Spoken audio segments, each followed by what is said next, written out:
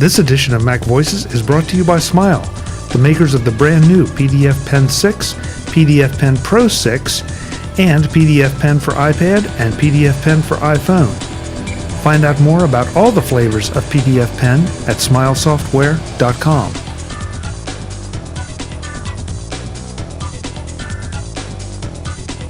Welcome to Mac Notables on MacVoices. This is the home of the Mac experts you want to hear from. I'm Chuck Joyner, and folks, look, Ted Landau on camera. I'm so excited. Ted, it's great to see you actually this time.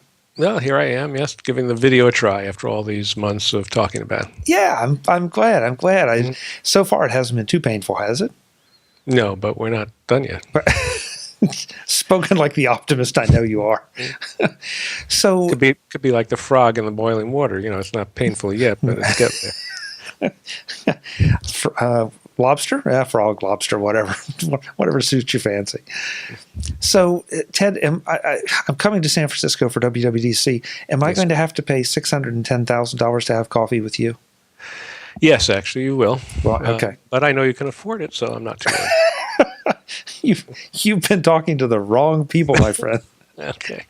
Does this surprise you at all that and what we're talking about, of course, folks, is the charity auction where someone, and I believe the winner was anonymous, is paying $610,000 essentially to have coffee with Apple CEO Tim Cook.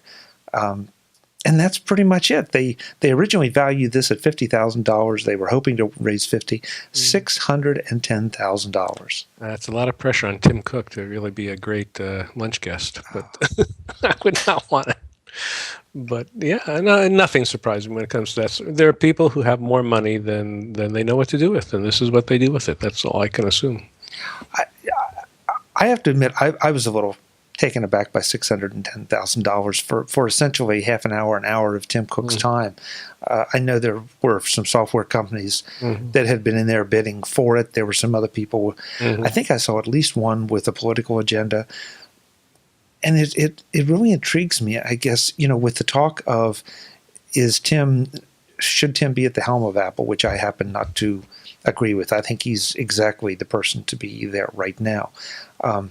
But certainly this has not taken away any of the mystique of the Apple CEO, even though it's not Steve Jobs. No, I haven't paid much attention to it. I see references to it on Twitter, basically, and I think I checked out an article on it once, and that's basically it. It's not something that I found particularly interesting to worry about. So he's going to have coffee with someone, and a charity is going to get $610,000 out of it. I suppose, if the people were willing to give that much money to charity anyway, then this could be a way to give that same amount of money to charity and get a coffee with Tim Cook out of it. So I don't know.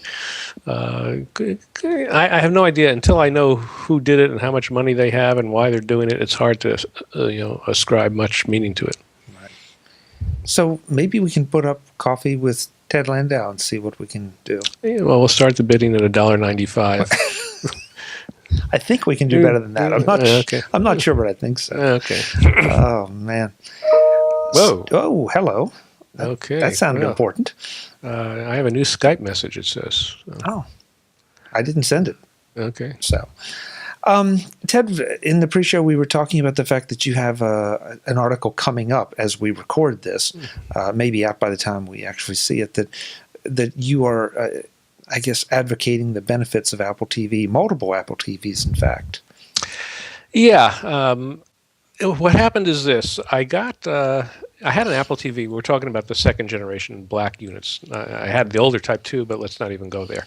I had a second generation Apple TV, and when the 1080p one came out, I got that one as well to test out, and I retired the first one, put it on my shelf, thought I might eventually give it away to somebody, because I was figuring, I want an Apple TV, and I had one in a room where we watch TV a lot. To be clear, we have 3 TVs. I have a TV in our bedroom where we watch sometimes at night before we go to bed. We have and then we have 2 floors to our house, and I have larger TVs on each floor. One that's in our sort of dining room area where we can watch it in the dining room, living room, kitchen, depending upon how we angle the TV. So it's sort of a main floor TV. And then we have sort of a media theater, home theater, media center, whatever, bigger TV down in our lower level, where we watch movies and stuff like that. I kept the Apple TV connected to the main floor one, the dining room, living room, kitchen one, and it was if I wanted to watch, it was great. Actually, one of the main things I used it for was music. It was when I wanted to listen to music while I was cooking or eating or something like that. I had access to my iTunes library through the Apple TV. It was very nice. Could play whatever music I wanted. We used it for screensaver slideshows. Didn't use it too much for watching videos, but did that as well. And then at one point, I guess it was around the point that an older TiVo that I had downstairs in our media center was no longer going to work because of the wonderful changes that Comcast did. And so I got rid of the TiVo and said, as long as I have the empty space here, why don't I get that other Apple TV out of the closet and set it up downstairs. I don't have to pay anything; I already own it. And so I did, and I began to discover after doing that I actually liked having the Apple TV downstairs as well as upstairs, and began to realize that there were a lot of neat things about having an Apple TV everywhere. And now I'm actually thinking of getting one for the bedroom, sort of completing the trifecta, and having an Apple TV everywhere. And so I thought maybe it would be interesting to write about, what are the advantages of Apple TV for somebody like me, and why would I even want more than one of them? And one of the things that came up. Couple of things. Let's start with one of the things that came up is that it allows me to watch videos conveniently on any of my TVs from the web if they are downloadable and in some cases even streamable. So for instance, my wife had some videos that she wanted to show to some friends of hers. It was a series of lectures from some educational website. And you could download the videos and watch them on your computer, no problem. But she didn't want to watch them on the computer. She wanted to have a half a dozen friends over and gather around our large TV down in our media center and watch it that way. And so I said, well, you can download them, right? And I said, yeah. Well, you can get them into iTunes, and then we can show them from the Apple TV over iTunes. And so even though it started as something that was only available from a website, it was because you could download them, we could very easily get it onto an Apple TV and show it that way. And having the convenience of being able to show it in either room, not so much the bedroom, we're not going to have all of her friends come into our bedroom to watch it, but having the convenience of being able to choose which of the rooms we wanted to watch it, upstairs, downstairs, was also kind of nice, because sometimes it worked better in one location than the other. Now, then we found that occasionally there was something we wanted to see that was only available on the website from streaming. That wasn't downloadable, and I even was able to negotiate that because of AirPlay, essentially. I was able to stream the video and get it onto a television through AirPlay. I typically did it with my MacBook Pro Retina display, and so I'd have the MacBook Pro Retina display, say, downstairs in our media center, and I'd start streaming the video from the MacBook Pro, and then throw it onto the Apple TV through AirPlay through the mirroring feature. And it worked just about perfectly. And because I had the MacBook Pro on my lap, I could control stopping and starting, pausing, and so on. It was a little bit more complicated with the AirPlay solution, but it worked. And I might add that even if you have a MacBook, whatever, that's too old to support AirPlay through Apple's operating system, you can get this great software called AirParrot, which will allow you to do pretty much the same thing, and it works fine too. And I've used that as well on my old Mac Pro, which doesn't support mirroring. So I found it was really quite nice. And then I started thinking, well, it even allows me to do this start in one room, finish in another room feature that AT&T touts with their Uverse system, and now that Comcast has as well. So, for instance, if I was using Netflix, I can start a Netflix movie or Netflix TV show, whatever, in one room on one Apple TV and pick it up in the other room, and it will remember where I left off. And I believe, and this is where I'm not sure, I believe I've even tested out, it works for movies as well. So if I rent a movie from the iTunes store, one of those things where you have 24 hours to watch it, I could start watching it downstairs on my Apple TV connection down there, and then if we want to go to bed and finish it up while we're in bed, we can turn on the Apple TV that I'll presumably have in my bedroom, and I believe it will remember where we left off. And so that's been kind of cool as well. And I mean, and you know, everything. It seems that everything that has an electrical outlet has Netflix these days. I think my next, you know, my next Foreman grill is going to come with Netflix or something. But even so, I like the idea of having now a consistent interface for Netflix. That all of our different rooms will access Netflix in the same way, as opposed to the different interfaces that I have now, where one accesses it through a Blu-ray player, another through a TV, another through Apple TVs, the way it used to be, and they had different features, and they didn't even occasionally they wouldn't even sync with each other. Where what I watched on one of the devices wouldn't necessarily sync up with where the other one thought I was, and so I like that aspect of it as well. So it's nice having multiple Apple TVs for that. And then I guess another area, and I'm just beginning to explore this because I'm interested in ultimately. I mean, my ultimate fantasy is to be able to dump Comcast, something I think we've talked about before, and really cut the cord. And I'm not there yet. It's not going to happen yet. But I started thinking, well, you know, I have iTV on my Mac Pro, and I bring in. I long ago had to abandon using ITV to access the cable channels because Comcast has now made that virtually impossible by encrypting everything. But I can still use the ITV with an indoor antenna and pick up over-the-air channels. And it does pretty well. Occasionally it'll lose a channel, but 95 to 99% of the time I can bring in NBC, ABC, CBS, Fox, PBS, so on. And again, through mirroring over AirPlay, I can then watch those channels on any TV that I want. So even if I gave up on Comcast and lost access to those channels, I wouldn't have to figure out how to bring in over-the-air channels separately from each TV. I would be able to bring them in through ITV. And ultimately, it's going to get better if that Aereo.com site ever gets going, which there seems to be some legal hassles, but if it promises to have an internet connection to all live television broadcasts from all the over-the-air channels. And just the other day, in fact, ABC introduced their Watch ABC iOS app, which will allow you to now not only view a lot of their programming on demand, but view a lot of their programming live as well. It's just starting in a couple of cities, so it's not in San Francisco yet. I can't test it out yet, but presumably it will be coming. And so I begin to see how now with Apple TVs everywhere, I will be able to watch over-the-air channels even if I don't have a cable connection. And that opens up yet further doors. Now, I mean, that's it. The situation isn't perfect, and I can talk to you about some of the downsides of doing this and what I'd like to see coming, but that's basically the rationale for me wanting these multiple Apple TVs. It's going to be very interesting to see what kind of reaction you get to this. I have made a similar discovery, the versatility of the Apple TV, and something that I think it's so easy to overlook, too, that while it's an Apple TV, so you tend to think video, this can be connected to an audio system in, your bedroom, your living room, and you don't just necessarily have to stream the video part. You can just stream audio. So it allows you to throw things around your house in different fashions, and especially if you send audio from your Mac, you can send it to multiple Apple TVs at once, which is a really handy thing. If I'm working around the house, I can use my Sonos to do that, or I can just use the Apple TVs, which are located in some cases in different places than the Sonos.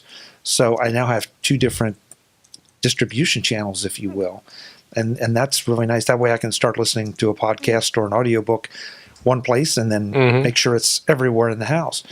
But the ability to have something on my phone or my iPad, it's interesting to hear you talk about taking it from the laptop. I tend to take something, watch it on my iPad, get partway there. Okay, now I got to leave. I may watch some of it somewhere else over lunch or in between appointments, then come back home, decide I want to go in the living room and push it up onto the TV or into the bedroom there. The versatility, the ability to use any screen that's around you to view what it is that you want to view is really convenient and makes you, I think, approach video a whole different way. Oh, yeah. And I use it in that regard. I use it for HBO Go. when I want to watch something on demand that isn't available on HBO. Sometimes I'll just watch it directly on my iPad, not even bother to put it on the TV. But if I want to share it with other people, it goes right onto the Apple TV, and it's really quite convenient.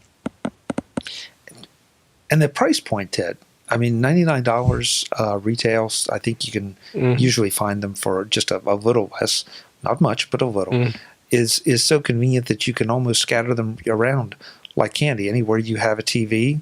And I'm pretty sure that this is true of the current ones. You do have to have an HDMI input, do you not? I believe so. Yeah, I think well, I'm not absolutely certain, but yes, I believe so. Yeah. So you're limited to modern TVs, but other than that, it's really and you start to appreciate why Apple is still playing in this space, and then we can go off the deep end and start speculating on Apple on television or a real Apple television as opposed to the Apple TV hockey puck. Yeah, it's still. I mean, I can think of things that having a genuine Apple television could offer that the Apple TV doesn't, but I'm not sure it's enough to really make it worth it. I mean, the major problem, and I don't want to get into the whole Apple television discussion, but the major problem is it's tying Apple down to selling these 50, 55-inch, 60-inch devices that are not the typical sort of thing that Apple stocks in their store, and that get frequently updated in a way that Apple doesn't generally compete in that area. And I just don't know that Apple is ready to go down that road.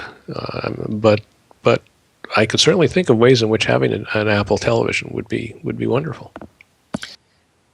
And every time this comes up, I resist the idea of an Apple television. I think, okay, if Apple were to truly relook at the video viewing experience, not even as television, but as video viewing, I'm like you, there are a lot of things I could see them doing that would make us approach video differently.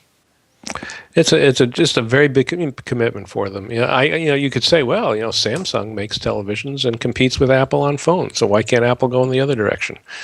Why can't Apple become like Samsung and compete in both areas? And yes, they could, but Apple isn't Samsung. Samsung is a company that was selling televisions long before they became who they are with phones. And I just think it's a market that Apple isn't experienced in, and maybe they'll start small. When I remember when they introduced the iPhone, Steve Jobs came out there and said, if we can just have the small fraction of the market, we'll be successful. And of course, they wound up with a much bigger fraction than they ever anticipated. But maybe they'll take that same attitude about the television. We're not out to take over the television industry. If we can just capture 2% of the people who buy televisions, we'll be happy. And maybe that's what they'll do, or maybe they'll never come out with this device, which is why it's probably not worth talking about much more than we already have. Ted, I haven't heard anybody say what you just said exactly that way, or at least I haven't thought about it. The market for TVs, for televisions, better stop using TVs. The market for televisions is huge compared to even phones. I mean, most people, okay, one phone, that's it. But 2, 3 screens, television screens, is not uncommon for a lot of people. So maybe they wouldn't need to dominate the market. Maybe if they did just pick up a small percentage, it could be viewed as a success. Yeah. I don't know what the relative marketing is of TVs versus phones. I mean, I can imagine there's a house where husband, wife, 3 kids, 2 TVs. They can have 5 phones and 2 TVs. So the phone market seems pretty immense. I think that there are more people on Earth that I think we might have even mentioned this last time. There are more people on Earth that have a phone than have a toilet. So. So there's a huge phone market that I think is probably bigger than TVs worldwide. But still, the TV market's pretty big. No doubt about it. Yeah, and it's different, and it would be nice to see some innovation. And you do feel like you brought up Netflix, HBO Go, now the ABC thing, which is I've been waiting for somebody to crack, to be the first one to say we're going to get away from the traditional models and we're going to give people what they've, at least a certain percentage of the people, what they've been asking for. So it'll be interesting to see. Yeah, I mean, I was going to say it's not perfect for why I'm still keeping Comcast. There are a couple of reasons, and one, you mentioned HBO Go. As everybody who has that app knows, it only works if you keep your cable or satellite or whatever subscription going. The HBO so far has resisted having a separate a la carte HBO Go that you would just pay for at $10 a month or whatever, and get to use HBO Go separately. And then there's also the issue, there are these basic cable channels that my wife and I still enjoy from time to time, that aren't over-the-air channels that you would lose if you gave up on cable. There's, the Food Channel, the History Channel, some of the ESPN channels. I can't think of what else, but there are Comedy Central, where Jon Stewart is. Might have to give that up unless you're willing to watch it in segments on their website. So there are ways around it, but it becomes less and less convenient when you start delving into that level of aspect of it. And then, of course, there's the whole issue of recording. The iTV, which I mentioned before, does allow you to record stuff, which I've occasionally taken advantage of, record on iTV and then can play it later. But I also have a Comcast DVR and a TiVo, and I use those continually.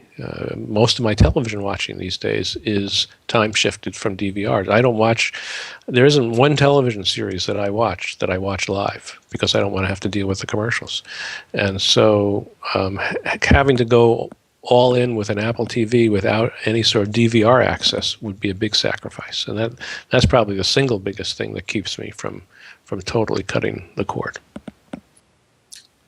Unless you could get what you wanted from a different source, be it Netflix, Hulu, iTunes Store, then you wouldn't have to do the DVR thing. Then you could just say, okay, it's time to watch whatever, program X, and hit the button on whichever one of your sources, like you do now with Netflix. Yeah, well, and I do that to some extent. Like, for instance, I got into Mad Men late. It was already the 5th season of Mad Men before I watched the first episode. And so I start catching up with it on Netflix, because Netflix had all except the latest season of Mad Men available. And now I'm just continuing to do it that way. Now they're showing season 6 of Mad Men, and I haven't watched season 5 yet. So I'm going to be watching season 5 on Netflix, and probably will wait to see season 6 until it comes out next year on Netflix. So yeah, I mean, to some extent I can shift how I view these things and do it that way. But it will take some retraining of my brain, I guess.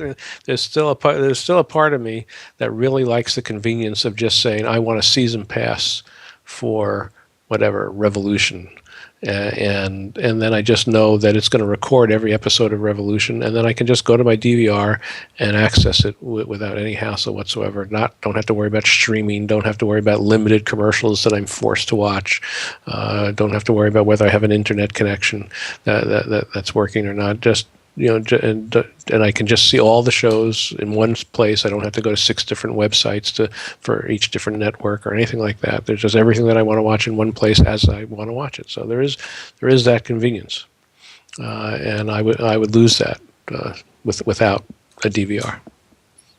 And yet you have to look at that as a problem that a lot of people have, and it is an opportunity for someone to solve. That if you want a season pass to Mad Men, okay, here's a way to do that, whether it's in software, whether it's from a service. Well, I'm sorry to interrupt, but you can, when you say season pass, of course I could do it. I'm not sure about Mad Men because I never tried, but certainly with a lot of TV series, you can do it through iTunes and get a season pass and purchase them. But I'm not sure, but I don't need to purchase everything I want to see. So that's the other thing. Do you? Don't you? Why don't you? No, well, I mean, I guess I could and just dump it, but I don't need to have my hard drive. I don't need all those gigabytes of shows occupying my hard drive for the one time that I want to watch them. And it does seem a little wasteful to just watch it once and then erase it. Renting it would be a better option, but I don't think there isn't a season pass for renting. It's just a season pass for buying. Forgive me for being argumentative, but if you're only going to watch it once, then one way or another, it's going to come down to you streamed or downloaded. So let it download, and then when you're finished, dump it. Yeah, you can. I'm saying there are ways around it. I mean, as I was writing this article, almost everything that I raised as an objection, I could think of a way around it. But I guess the issue is how many someone like you or I, this point has been made before in other articles that I've read too, someone like you or I who's fairly technically savvy can deal with all these ways around it and solve the problem. So, if Comcast went out of business, or if Comcast blackballed me because of all the negative things I say about them, and said, "That's it, we're cutting off your Comcast subscription. You're going to have to survive without Comcast, and now that you're on our list, you're not going to be able to get Dish Satellite either, or AT&T. We're all avoiding you. So figure out how you're going to deal with it, Ted." I could get by with all these different things put together, but it just wouldn't be as convenient. And certainly for my wife, for Naomi, who is already feeling that the system we have now is more complicated than she would like it to be, she would just look for a loaded weapon to deal with the situation. So they're going to get back in Comcast's good graces, whether you like it or not.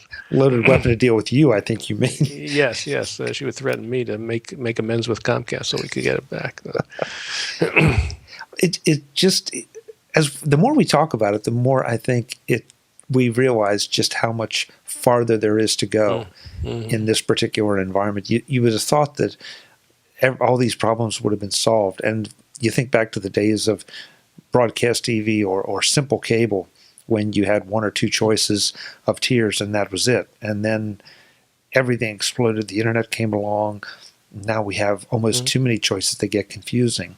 And you're right. I think a lot of people long for that time of just a simple remote and simple choices. But I guess with sophistication comes complexity. Well, I two things I'd say about that. One is, supposedly that's what the Apple television, that's the promise of the Apple television, that somehow it's going to solve that issue that we're just talking about. And I don't know if that's true or not, but that would be nice if it did. The other thing I would say is that in principle, as I was thinking about these things and as I wrote the article, there is nothing about any of those issues that couldn't be solved right now. It's not as if there's some technology advancement that we're waiting for that will allow us to do this. 99% of the reason we don't have a much more convenient system that does exactly what we want is because the companies involved don't want to give it to you. Comcast doesn't want to give you a system that allows you to drop Comcast and be happy about it. And HBO doesn't want to give you a system that allows you to bypass Comcast if it means that they're going to lose all the revenue that they get from Comcast. And the movie companies don't want to give you a system that allows you to easily record things to DVRs if it means it's going to, circumvent their copy protection.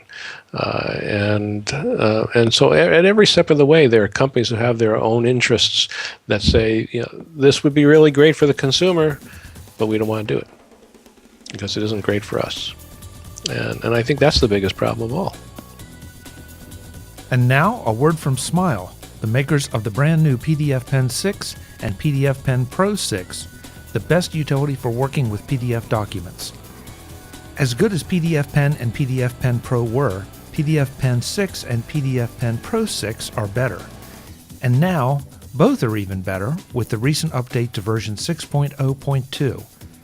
Smile has added the option to toggle autosave in versions, has cut way down on memory usage, respects document permissions for the insert page numbers function, and lots more. And all that is on top of the ability to export PDFs to Microsoft Word, a new editing bar, Retina display optimization, drag and drop to reorder library items. The list just goes on and on. Whether you get PDF Pen 6 or PDF Pen Pro 6 from the Smile website, or PDF Pen 6 or PDF Pen Pro 6 in the Mac App Store, go get PDF Pen, or better yet, PDF Pen Pro. And don't forget about PDF Pen for iPhone and PDF Pen for iPad. PDF Pen is the essential utility for working with the PDFs you encounter every day. Thanks to Smile for their support of MacVoices.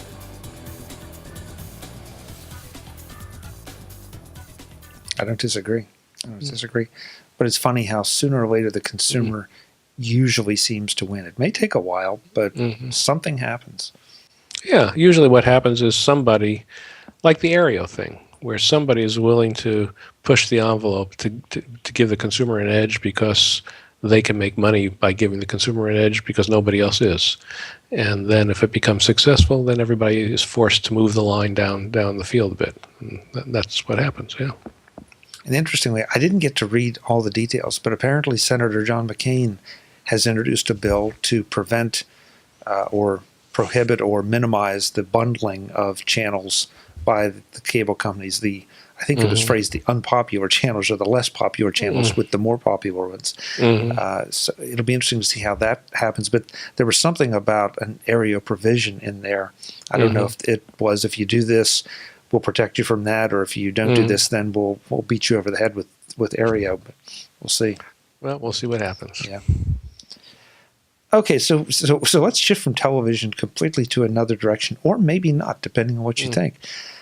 We recently did a Mac Jury, Ted, on the expectations, anticipations, and wants for WWDC. And I know this is also something we talked about pre-show. You had some thoughts on what you think we'll see or what you want to see.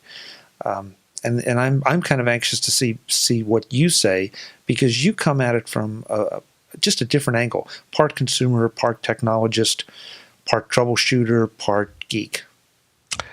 Okay. Maybe a couple others too. Just put it in the blender and hit frappe, and there you have it. It's not so much what I think we're going to see or not see. What I was thinking about recently is that for both OS X and iOS, I think this is a watershed, big crossroads, whatever metaphor you want, year for the software. And let's take each one separately. For OS X, I think this will be the version of the operating system in which, excuse me while I shift positions here, sit up a little bit more. It seems like I'm slouching. Does that look better? This will be the year in which the iosification issue is going to be clear. What direction Apple wants to go. Since Line came out, I don't know if I was the first person to use the word iosification, certainly one of the earlier ones, and I've been talking about since Line came out, and it's been a source of debate. And let me be clear, when I talk about iosification, what I mean is the incorporation of features that are primarily thought of as coming from iOS and incorporating them into the Mac. And I don't necessarily think of that as a bad thing. That I think I wrote an article for Mac Observer a year or so ago called Mountain Lion Gets iosification Right. And I talked about things about how, like, Mountain Lion has a Notes app that now syncs with and looks like the Notes app on the iPhone and the iPad, and how great that was, because it was a much more awkward way of trying to find your notes on your Mac. I think you had to go into Mail and look for the Notes section of Mail or something like that, and it was really silly. And having the Notes app and having sync, I use probably the Notes is something that I use more than almost anything else in terms of getting information back and forth between Macs and iOS devices. It's a very convenient way to have access to that information across all my devices. So there's a lot of things like that where I think that iosification is a good thing, for lack of a better word, iosification. The concerns that I had were to the extent in which sandboxing was going to become a requirement, and it is a requirement already for apps that you get from the App Store. The out of that restriction is that you don't have to get apps from the App Store. You can get unsandboxed apps that aren't from the App Store. There's also the whole issue that I think we've talked about before, and I've written before, about saving to iCloud and how documents goes together with sandboxing, how documents are saved in the iCloud space for an individual app, and so you can't really access multiple documents from different apps in any convenient way in a single location, certainly.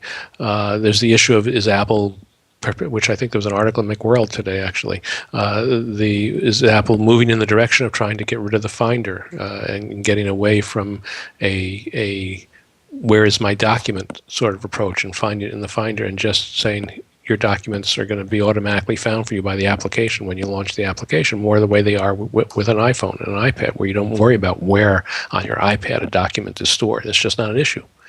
And there can be, again, advantages and disadvantages to that happening. I tend to worry to some extent more about the disadvantages in those things. There are things about the constraints on an iPhone that I would not welcome coming to the Mac. Someone, I forget their name, they have a website called Coyote Tracks, and they actually mentioned me in one of their articles in which they said that I and others were exaggerating this threat. It was almost like I was raising a straw man, that these are concerns that I had, but Apple has shown no indication, according to them, that they would be moving in this direction. Well, I'm not so sure. They've shown no indication, but it certainly hasn't moved enough as to be a real problem yet. It's a manageable problem.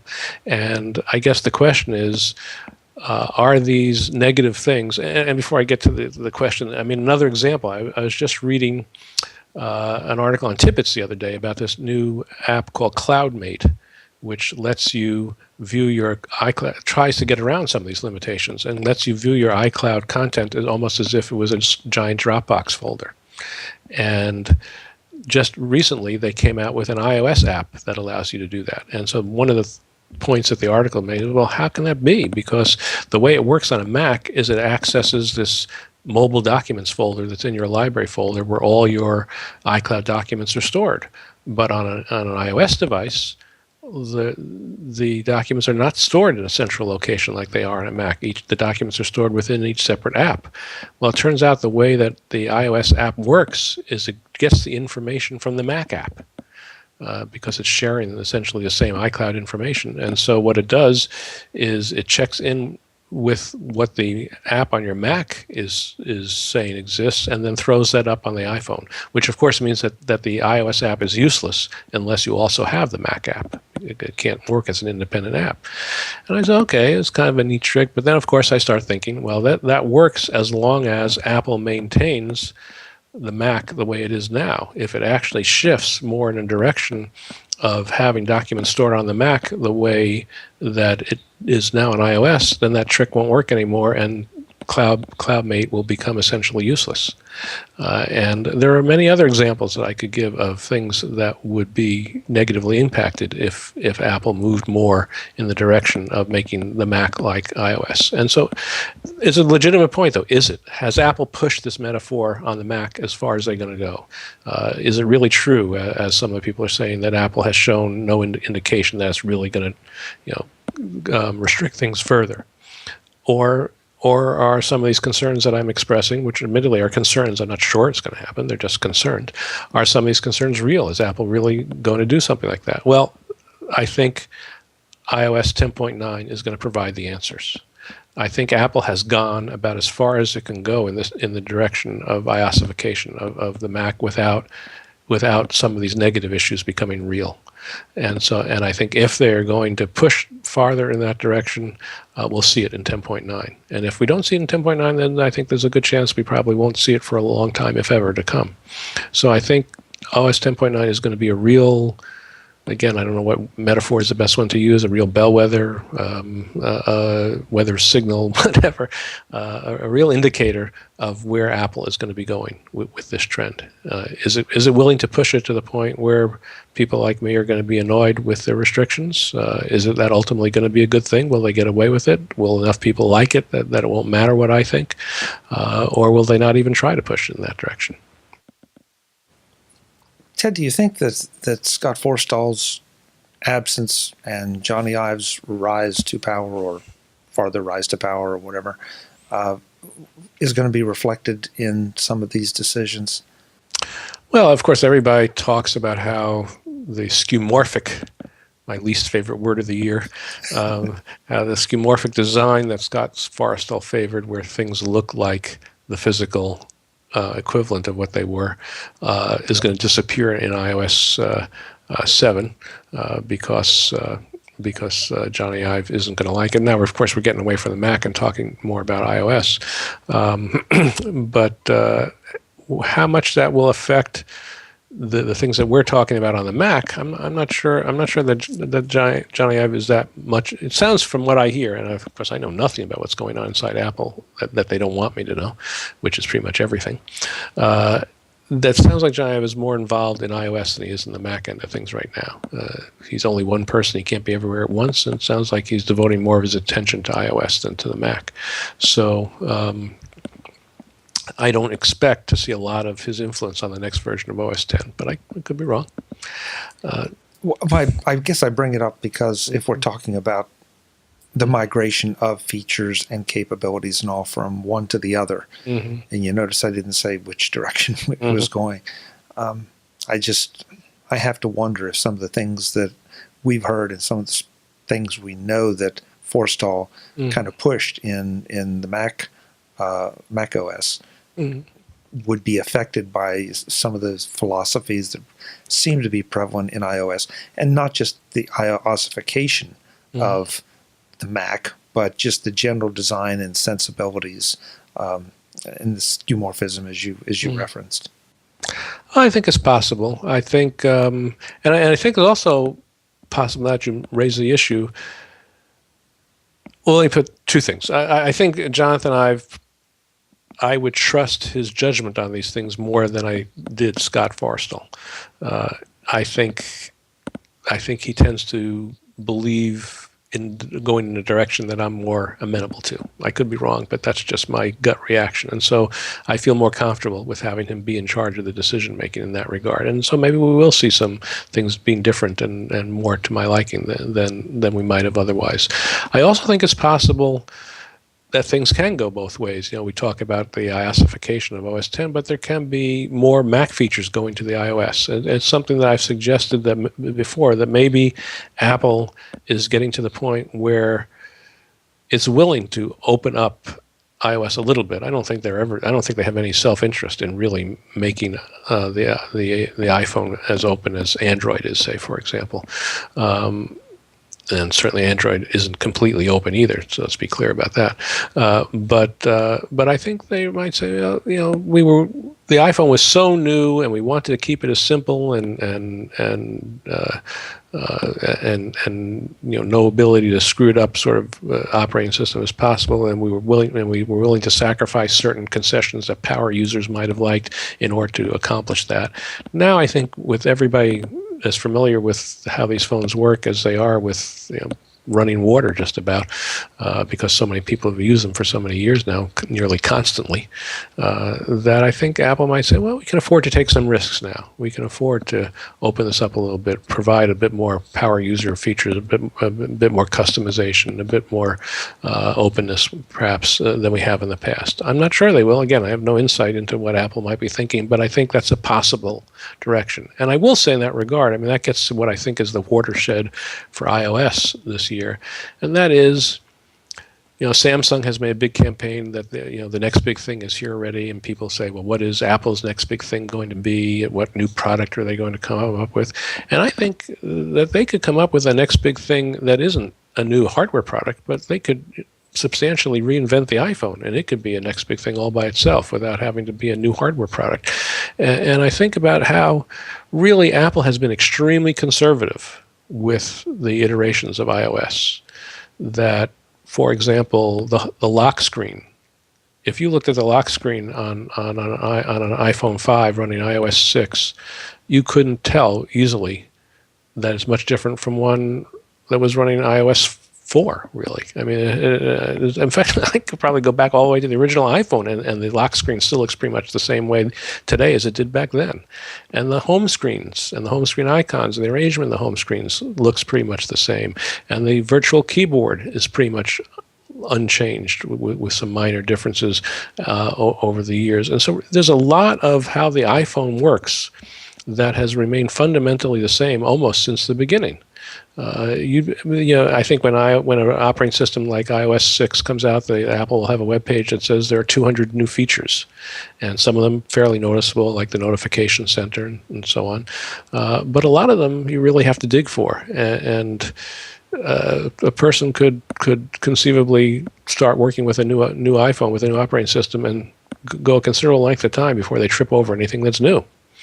And I think that this is an opportunity for Apple to change that Apple could come out with some major redesign features that would make the iPhone substantially different than it is now and offer features that leapfrog what companies like Samsung are doing, and force people to look at the iPhone again and say, wow, I have to get an iPhone because it does X, Y, and Z, and no other phone on the market does that. And could redesign the lock screen, make it much more customizable than it is now, redesign home screen layouts in different ways. I mean, I could get into details of what I might like to see, but I think people can come up with their own ideas pretty much as well. And so I know there's a resistance to doing that.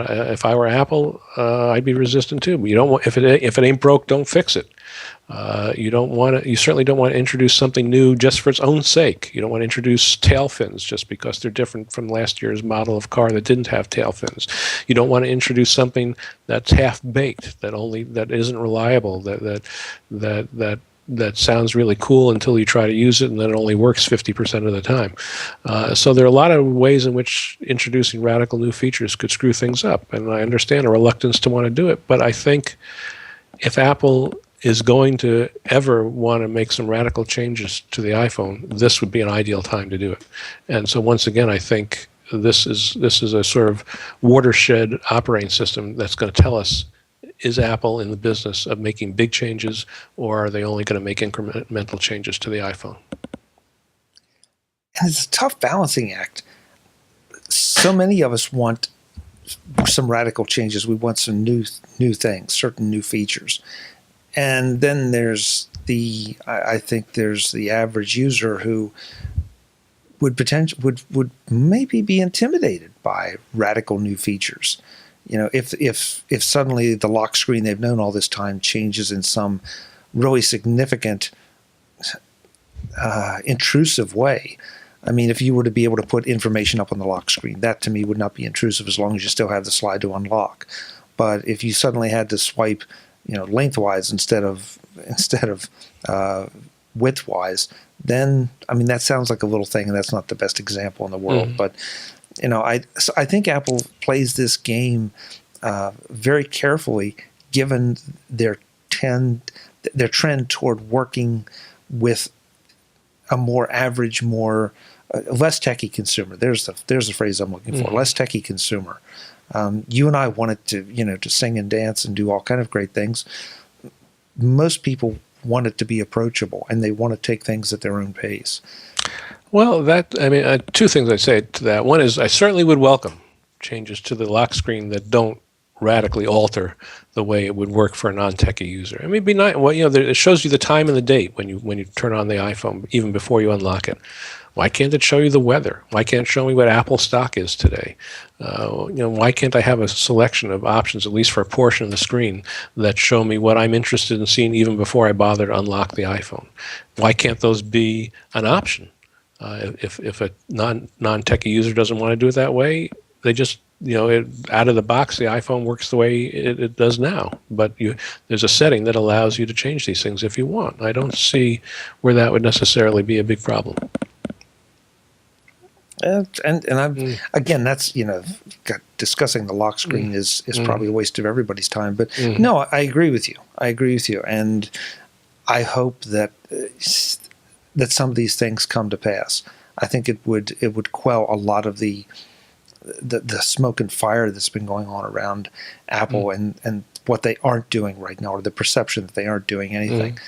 I just don't buy it. They're doing it, and like Apple, they play the long game. They're going to do it in their time. Whatever it is they're going to do it when they think it's ready. And I think after last year's Maps debacle, right after WWDC, I think they're going to be darn sure that anything that comes out of the gate is going to be right before anyone else gets the chance to see it and criticize it.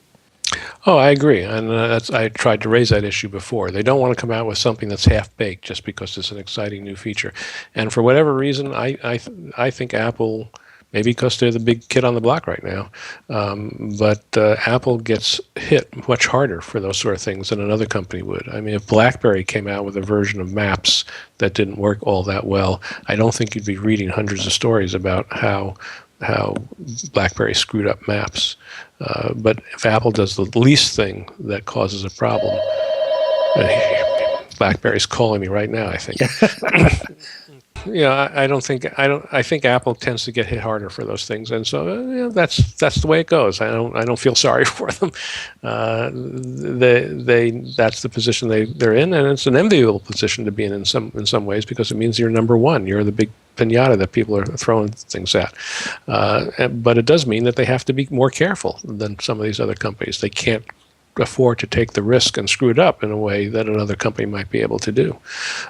But that doesn't mean they can't do anything, obviously. So they've had, who knows, some of these ideas, I was going to say they've had a year to work on, but in some cases they could be working on things for 3 years. They could have been working on something that's going to come out this year that they started trying to figure out how to get it right 3 years ago. So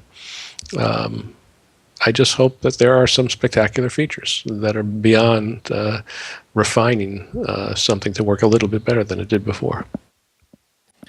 One thing's for sure, in a month we'll know. Mm-hmm. In a month we'll know. So tell me, how has the first video experiment been? You said it didn't hurt to start. Did it hurt at the end? No, it's fine. It's fine. Good.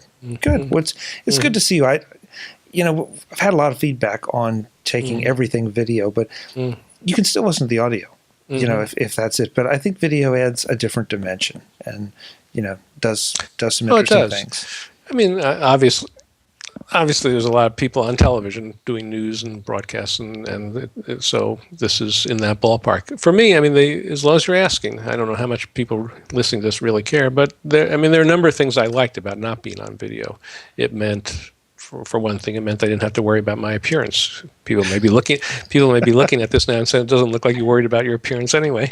But actually I did. So I worry. And that also means I don't have to worry about not only my appearance in terms of how I'm dressed or looked or whatever, but in terms of what I'm busy doing. Like if I want to look down at some notes, or if I want to, or if I drop something and want to pick it up off the floor, for that matter, while we're in the middle of the podcast, I can just do it without worrying about, why did Ted suddenly duck under the screen? Where'd he go? Oh, he went to pick up a piece of paper that he dropped. I don't have to worry about any of those issues with audio only, because you're not seeing any, you're just hearing my voice. With video, suddenly you have a whole new set of concerns, and it's not beyond my ability to deal with them. So it's okay. But I think I actually still would prefer audio only for something like this, because basically, in my view, this is an audio interaction. There's nothing. A lot of people presumably are going to listen to this in their car while they're driving. They're not going to be watching the video anyway.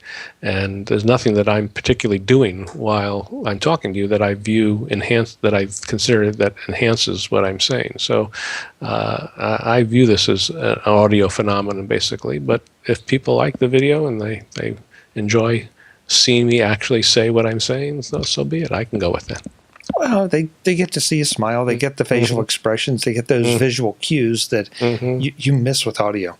I think both have distinct advantages. And the way we produce it, and of course, folks, you probably know this as well. There is, if you're a subscriber, there's a video stream and an audio-only stream. We take the audio of this and strip it out and publish it separately. If you're on the website, you can hit the video link, or you can hit the play button for just the audio. So it's kind of up to you, but we like to give you the option and let you see the wisdom that is. And from now on, if Ted's not on video, you'll know that he didn't care about his appearance that day, and who knows, he could be there in his pajamas. As I have been at times. I didn't need to know that. But now that we're getting there, I can see you taking this remotely. Wouldn't that be cool? Live from the Golden Gate Bridge. There you go. There's Ted Landau. Yeah, we did the one in the one at Macworld. I mean, that was a lot of fun. So right.